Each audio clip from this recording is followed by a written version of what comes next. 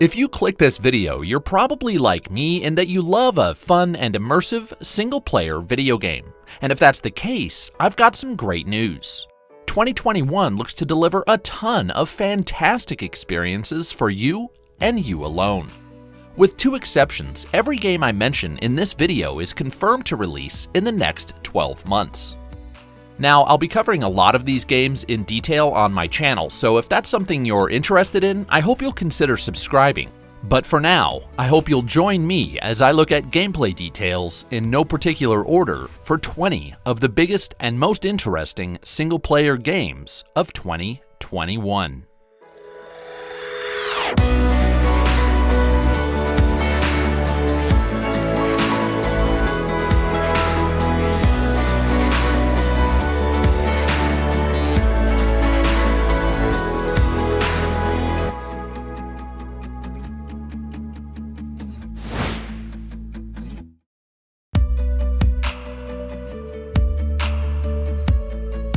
Set to release for PC, Xbox, and PlayStation consoles on January 20th, with a streaming release for Switch sometime later, Hitman 3 looks to conclude the current trilogy of games.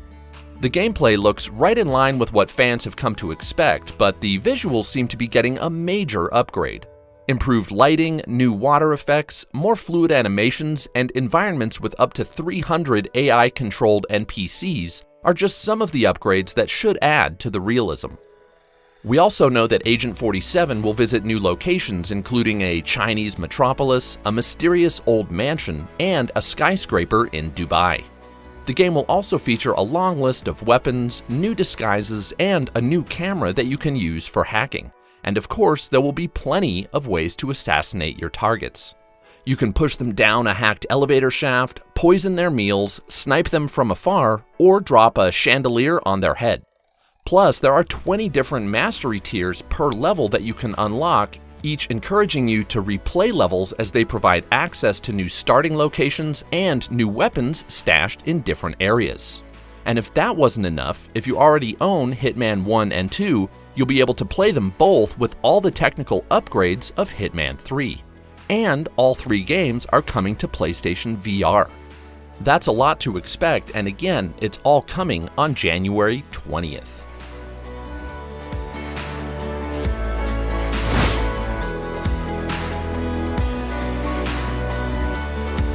From the studio behind the Layers of Fear series and the recent Blair Witch adaptation comes The Medium, a new third-person horror adventure inspired by the Silent Hill series that's releasing exclusively for the Xbox Series X, S, and PC. What makes this game special is that it takes place not in one world, but two. The game simultaneously renders the physical world and the spirit world, and the SSD within the Xbox Series allows you to jump back and forth with no load times as you solve puzzles and work your way through the game's environments. One way this plays out is by using the main character's out-of-body ability. You can leave your physical form as you enter the spirit realm. This allows you to reach places you wouldn't be able to otherwise and solve puzzles that span both worlds. You also have a Spirit Blast, which you can use against enemies, but it also lets you charge items in the real world with electricity. The Medium definitely looks like a clever game, and it's set to release on January 28th.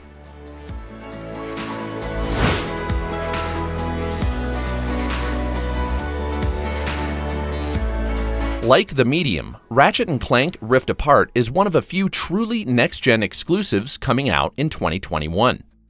Using the power of the PS5's super-fast SSD, the game is able to load its levels almost instantaneously, which allows Ratchet and Clank to teleport between levels in more or less real time with no loading screens. The duo can also teleport within levels to reach new areas and gain an advantage in combat using a new tool called the Rift Tether. Being true to the series, Rift Apart will of course feature a ton of new weapons, including a grenade launcher of some sort called the Shatterbomb, an ice-blasting turret called the Topiary Sprinkler, and a double-barreled shotgun called the Enforcer. One cool detail about the Enforcer is how it will take advantage of the DualSense controller. The resistance on the adaptive triggers will become stronger after you've fired one barrel, and if you keep pressing, you'll then fire both barrels for a stronger shot. One final noteworthy addition to Rift Apart is this female lombax. We don't know her name yet, but we do know that she's a playable character. Overall, the game looks gorgeous, and all we know for a release date is that it's expected to come out in the first half of 2021.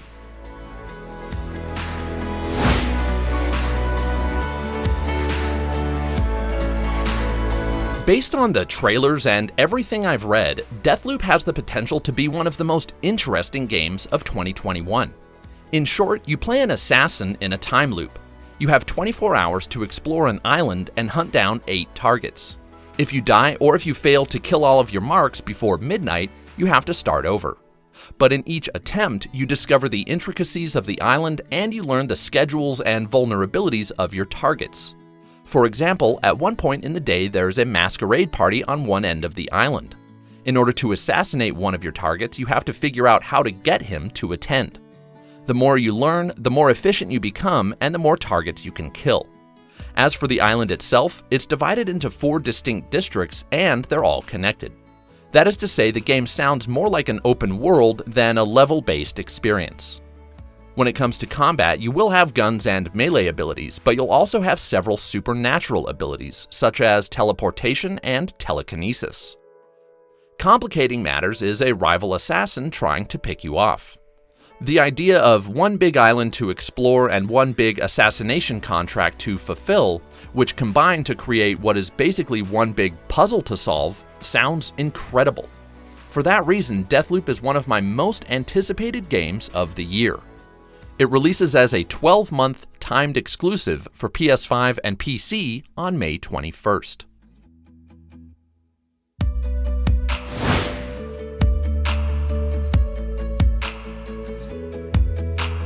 We don't know much about God of War Ragnarok, but we do know that Sony hopes to release it, surprisingly enough, in 2021. Based on the name and the artwork in the teaser trailer, the game will take place in the same Norse-themed world as the 2018 masterpiece, and it will likely focus on the attached mythology. And while this goes without saying, we can assume based on the voice in the trailer that Kratos will be in the game, but what we don't know is what role Atreus will play. Will he be much older? Will he be playable? We'll have to wait and see. And if you didn't know, the word Ragnarok refers to a mythological global cataclysm in Norse mythology where the world nearly ends and many of the great Norse gods like Thor, Odin, and Loki all die. Given that Kratos has a history of killing gods, this seems fitting and very indicative of what we can expect. If Ragnarok does release in 2021, I'd say it's fair to expect it sometime in the fall.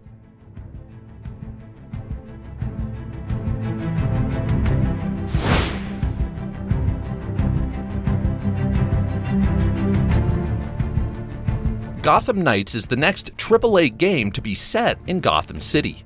But here's the catch, it doesn't star Batman. Instead, Batman has supposedly died and it's up to 4 other heroes to save the city. Those heroes are Batgirl, Nightwing, Red Hood, and Robin. As for gameplay, Gotham Knights' official site describes it as, quote, an open-world action RPG set in the most dynamic and interactive Gotham City yet. We don't know how the open world will play out, but we do know that the game will feature RPG elements, such as character progression and a leveling system that applies to both you and your enemies. And based on the gameplay demo shown at DC Fandom, it looks like the gameplay focuses heavily on combat, with each hero bringing their own unique skill set. For example, Robin can apparently teleport. Yes, teleport. While Batgirl looks to have these cool red nunchucks. Also, you'll have this badass motorcycle. Finally, it's worth noting that this game isn't exactly a pure single-player experience. You can play with one other player in co-op, but apparently the game can be played entirely solo. As long as players who play alone don't miss out on any content, that's fine by me.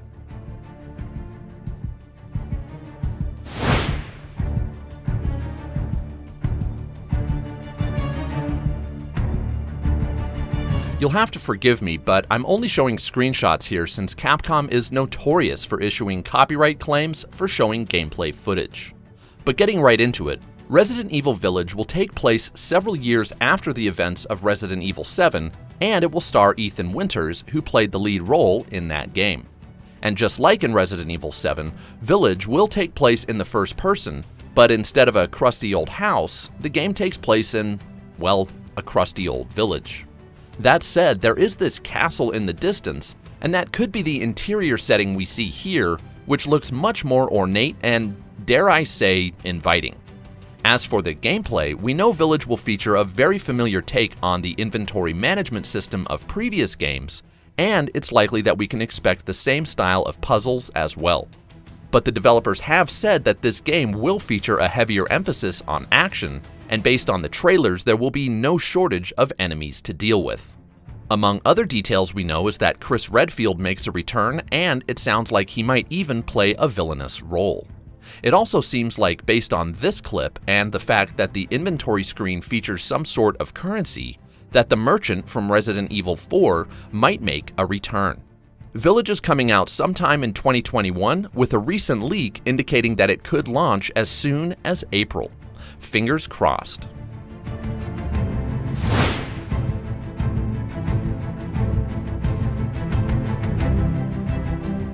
Originally set for a February release, Far Cry 6 was unfortunately delayed until the first half of Ubisoft's fiscal year, which starts on April 1st.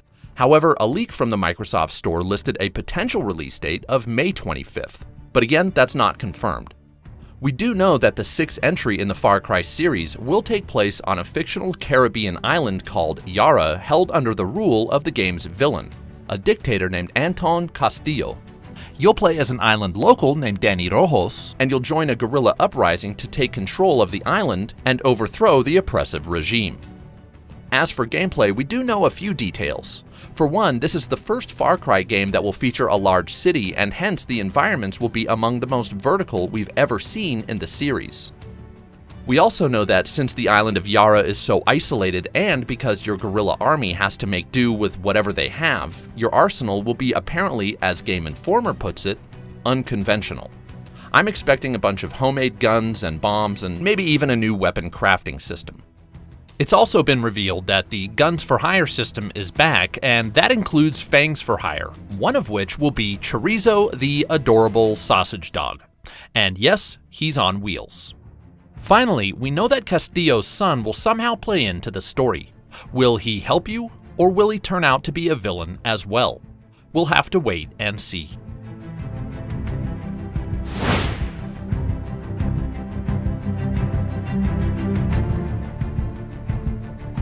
This past summer, we finally got a good look at the rumored Harry Potter game that we knew would be published by WB Games. On its official website, the game is described as, quote, an immersive open-world action RPG set in the world first introduced by the Harry Potter books. More specifically, the game takes place in Hogwarts. No surprise there, but it doesn't take place in the present day. Instead, the game is set during the 1800s. As for gameplay, the site also says that you'll, quote, journey through familiar and new locations as you explore and discover fantastic beasts, customize your character and craft potions, master spellcasting, upgrade talents, and become the wizard you want to be. As for the story, we know you'll play as a student of Hogwarts, and you'll have the unique ability to, quote, perceive and master ancient magic. Finally, it sounds like the game might feature some sort of morality system. Again, on the game's official site, we learned that your character holds the key to an ancient secret that could destroy the world, and that, quote, only you can decide if you will protect this secret for the good of all, or yield to the temptation of more sinister magic. Furthermore, an article on PC Gamer said that you'll be able to choose which house you align with at the beginning of the game. As you can see, Hogwarts Legacy looks pretty spectacular, and thankfully it is in fact set for a 2021 release.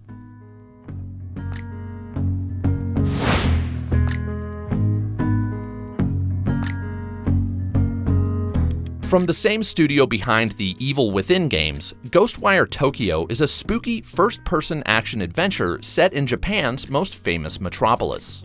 In this version of Tokyo, 99% of the population has vanished, and the streets have since been overtaken by all sorts of spectral creatures. Exploration will definitely be a key part of the game, as it sounds like climbing buildings and wandering alleys will take up much of your time, but based on the trailer, supernatural combat seems to dominate the gameplay. Shinichiro Hara, combat director on GHOSTWIRE TOKfYO, said this of the combat, quote, "We want the player to feel like a badass, spellcasting, high-tech ninja exorcist defeating countless evil spirits." Bethesda also described the combat as, quote, "intricate and combo-based." Finally, based on a tweet from the official GHOSTWIRE TOKfYO account, it looks like one objective of the game will be to cleanse regions of Tokyo from the supernatural corruption that has overrun the city. Ultimately, we still have a lot to learn about this game, but it should release sometime in 2021 as a 12-month timed exclusive on PS5 and PC.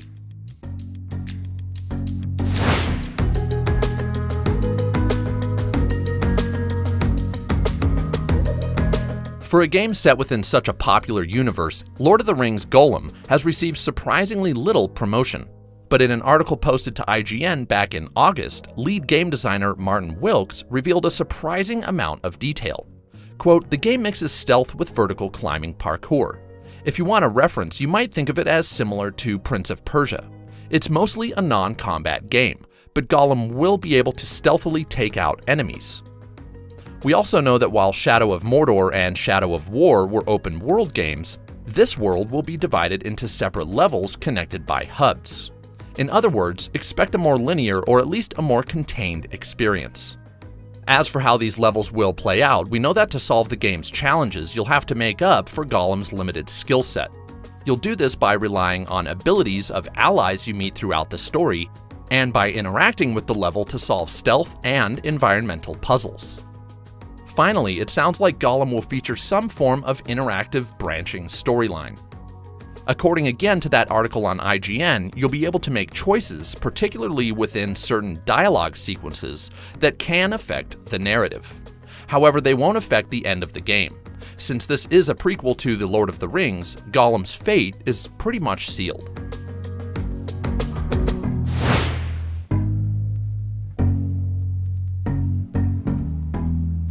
Yes, multiplayer is a huge part of the Halo experience, but the campaign in Halo Infinite is where much of the attention has been focused so far. Now set to release in the fall, it appears that 343 Industries hopes to modernize the franchise while also keeping things familiar and nostalgic. For the first time ever, we know the campaign will feature open-world environments. You can explore objectives off the beaten path or stick to the main story. And Joseph Staten, who now serves as creative director on Halo Infinite, said this is the most vertical of any Halo yet. That should come as no surprise given that one of the new traversal mechanics is a grappling hook. Infinite will also feature other new mechanics, including this new defensive drop wall. There's also been some emphasis put on armor, weapon, and vehicle customization, so that's cool. That said, it sounds like the next time we see new gameplay, things will look at least somewhat different. The recent update that 343 gave on the game confirmed that much of the time spent during the delay has been used to improve the game's visuals. In any case, it's nice to know we'll be playing the next Halo by the end of 2021.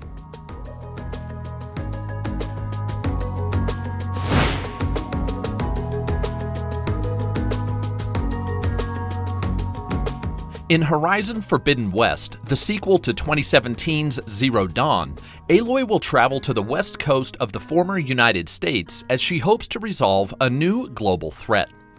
It's called the Red Blight, and it's not only infected the world's landscapes and wildlife, but it's also caused the world's weather to spiral out of control.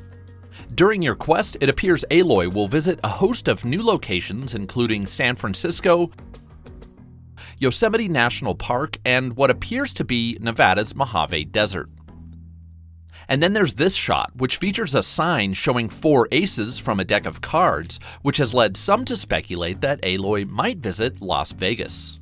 One interesting gameplay element that seems to be more prevalent this time around is underwater exploration.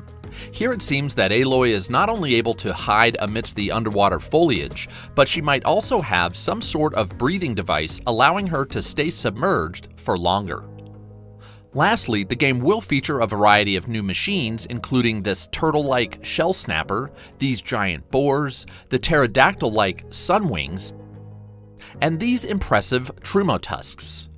It's worth noting that these giant mammoths, while you will encounter them out in the wild, some have been domesticated and controlled by a rival tribe, which is interesting in and of itself.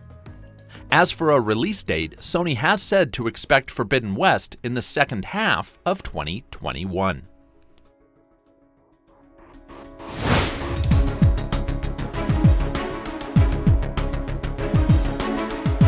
Another PlayStation 5 exclusive, Returnal, is a third-person roguelite shooter that has you blasting and dodging your way through an alien planet in search of your escape. Just like with other roguelites, every time you die, you start over and the procedurally generated world changes for your next run. However, just as in games like Dead Cells, you'll apparently be able to collect upgrades during each attempt that you can use on future runs. As the official website puts it, you can, quote, scavenge alien tech for upgrades to enhance your abilities in future cycles. The game definitely looks to be inspired by arcade-style bullet hell shooters, which is no surprise given that Returnal's developer, Housemarque, built their name by delivering stellar arcade-style shooters like Resogun, Nex Machina, and Super Stardust. In fact, when it comes to shooters, I'm not sure Housemarque has ever shipped a bad game.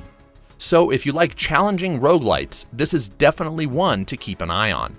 Its PS5 release is set for March 19th.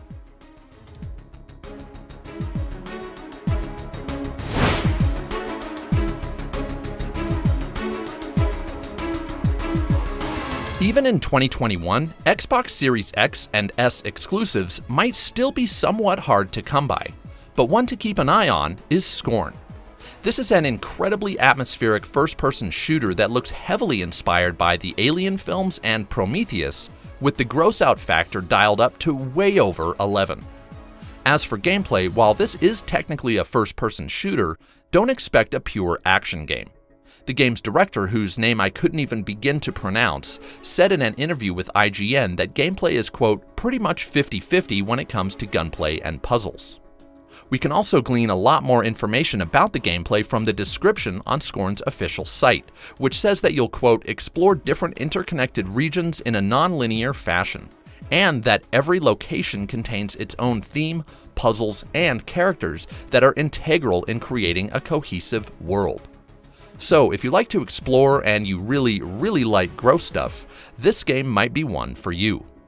SCORN has been set for a release sometime within the Xbox Series launch window, though no specific date has been confirmed.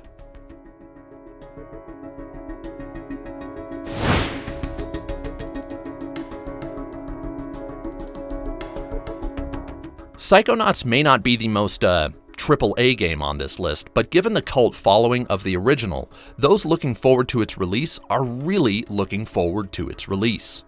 This is an old-school 3D platforming game where you'll explore surreal levels that literally take place inside other people's minds.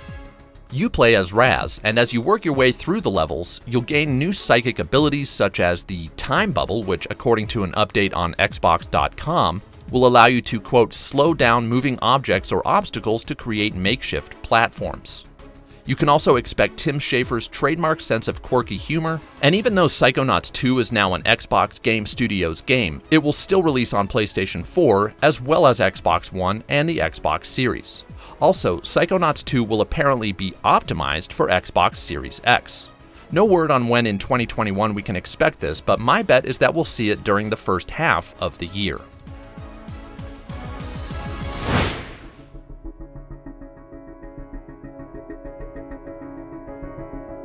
I initially wasn't going to include the Skywalker saga on this list, but the anticipation for this LEGO game seems particularly high, and it does admittedly sound impressive. This one game will feature levels that tell the stories of all 9 Star Wars films that make up the 3 Skywalker trilogies. And all the levels have been built from the ground up, so no, this isn't any sort of re-release of previous LEGO games. It's all new. We know the game will have over 500 characters, and apparently hundreds of characters and ships will be playable. Another cool aspect of the game is that it will allow you to choose where to start the saga. So if you want to play the films in the order they were released, or you want to play the story in chronological order, it's entirely up to you. In any case, according to a report on Android Central, each film will be divided into 5 levels for a total of 45 levels in all. And according to the game's official site, it should release on all major platforms in the spring of 2021.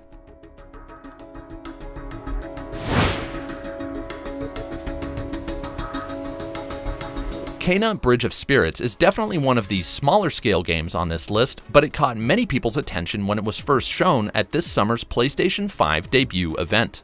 This is a third-person action-adventure that focuses on exploration and combat, but the most unique aspect of the game are its cute little creatures called the Rot. These are companions that you find and recruit along your journey, and apparently there are 100 of them hidden throughout the world. As you collect and recruit them, they'll provide you with new combat abilities and they'll help you manipulate the environment in new ways.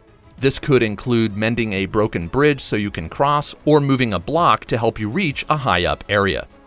Combat-wise, you'll have a staff that can apparently double as a bow, and among other abilities, you'll apparently have some sort of defensive force field. Structurally, the game is not an open-world game, but instead features a hub that allows you to explore several separate regions. If this looks like your style of game, you should be able to play it on PS5, PS4, or PC sometime in the first quarter of the year.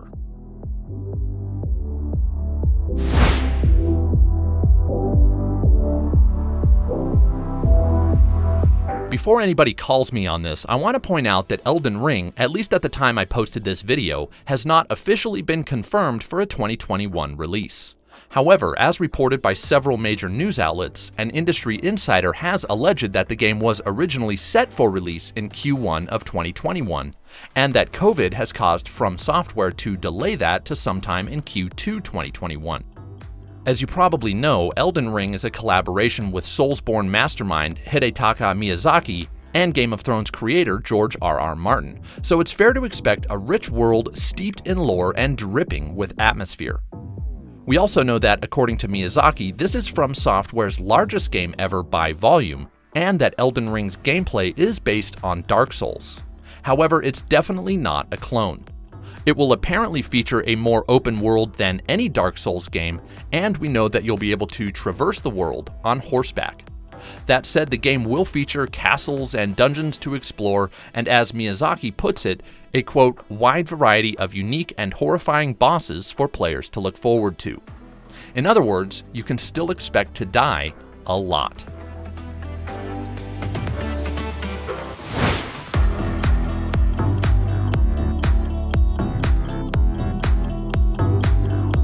Having suffered an indefinite delay, Dying Light 2 is the last game on this list and the second one that hasn't officially been confirmed for a 2021 release. That said, this game was originally set for a spring 2020 launch, so I'm hopeful we'll see it before 2022. Unfortunately, we've heard next to nothing about how this game is moving forward, other than it is still in development. Anyhow, the big hook here, besides the game's large open world, its terrifying and innovative day-night cycle, and its fast-paced parkour, is how the world unfolds. In the demo shown all the way back at E3 2019, we saw a sequence where you were forced to make a decision to either turn on a set of water pumps or leave them turned off. Turning them on drains the water from a flooded portion of the map, leaving it open for exploration. The implication here is that entire regions of the world will open up or not, depending on what you do. This decision also affected whether or not an entire sect of people you're trying to help will get water to drink. Basically, it sounds like the developers are trying to make good on that oft-made promise that your decisions will have a real and lasting impact. Oh, and all the way back in 2018, it was confirmed that the map in Dying Light 2 will be 4 times the size of its predecessor. So there's that.